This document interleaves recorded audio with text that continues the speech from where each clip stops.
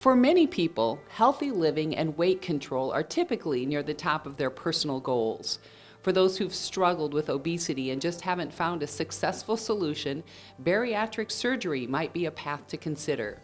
We're checking in today with Dr. Sajida Ahad. Dr. Ahad is with Mercy Bariatric Surgery Clinic, where she specializes in obesity medicine and bariatric surgery. Dr. Ahad, thanks for joining me today. Thank you for having me. You know, we often hear about this worldwide epidemic of obesity, and it can lead to so many different health issues. Is that correct? Absolutely. The way I think of it and the way it has been proven is that obesity or excessive amount of fat in relation to muscle mass is the mother of all diseases.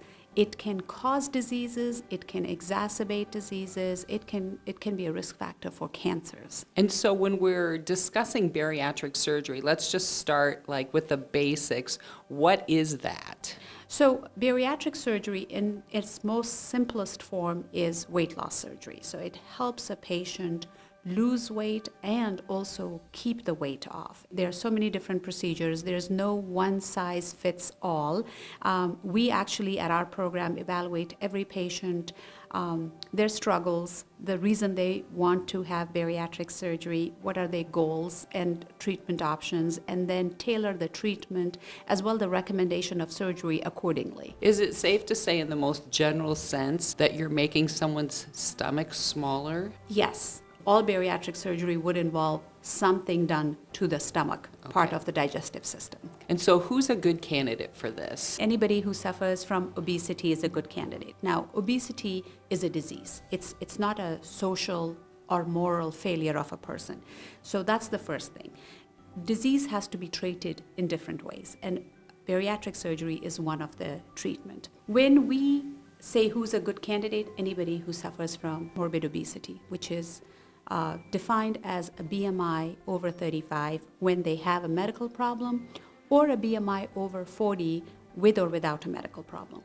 These were set in by NIH in 1991, and these may be revised in the next few years by more insurance providers, but currently that's what we go by.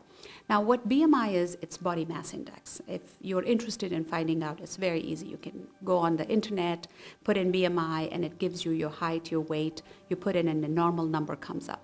The normal is up to 25. So anybody whose BMI is between 25 to 30 would be considered overweight. Over 30 is obesity. And is there an age restriction for this type of surgery, or have you treated people of all ages? So there is an age restrictions in the sense that there are specialized program for pediatric obesity and pediatric bariatric surgery.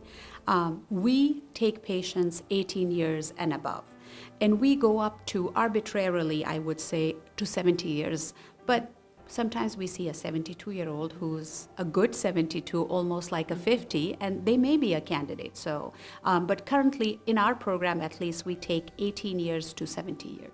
And what have you found in terms of this being a long-term solution? If people have the surgery, is it safe to say it's for their lifetime? It holds for their lifetime, or is it just dependent on the person? First of all, I want to take this stigma away, the blame away from the person. It's not dependent on the person. You know, it's a disease. And just like any other disease, there are many factors. So what I tell my patients that obesity is a chronic disease for which we have no cure, only treatment. And that treatment comes in so many different forms. It's behavior modification, modifying your diet, increase activity, surgery, as well as medications. And there is not one treatment for it. However, we have known through the years that only bariatric surgery has proven effective in the long term for patients to keep the weight off, not just to lose it, but to also keep it off as well. Now, there is recidivism with morbid obesity. People, even however which way you lose weight, there is a tendency to gain it back. That's the chronicity of the disease. So yes, but now there are so many other options where we can fine-tune and help the patients maintain that weight loss. Leading up to surgery is a process. And it's not like you see a patient and you schedule the surgery. So what comes in that in-between time? A lot of that process is dictated by the patient's insurance carrier. And you're absolutely right. Unlike, for example, a gallbladder surgery patient that I'd see today and say, yeah, you need surgery, let's schedule the surgery in the next week or so.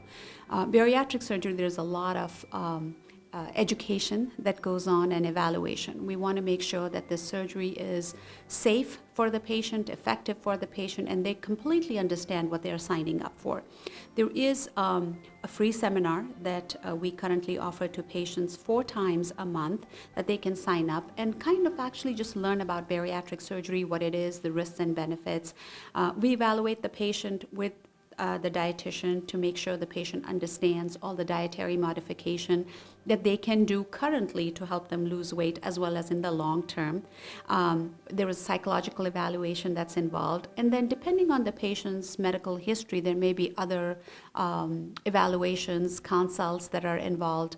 Again, no one size fits all, but that's in a nutshell what we would be doing for our patients. So Mercy's program is accredited, and what does that mean in general and for the patient? We are a center of excellence for bariatric surgery. And what that means is the American College of Surgeons has a program which is Metabolic and Bariatric Surgery Accreditation and Quality Improvement Program. It's a voluntary program. It's highly rigorous, and basically they want to make sure that we're doing quality work, we are trained, we have the resources, both human and physical, to take care of these patients, and that we are continuously engaged in quality improvement and patient safety. How does this change someone's life? So if you look at studies, 90% of the patients will say that their quality of life is better after bariatric surgery.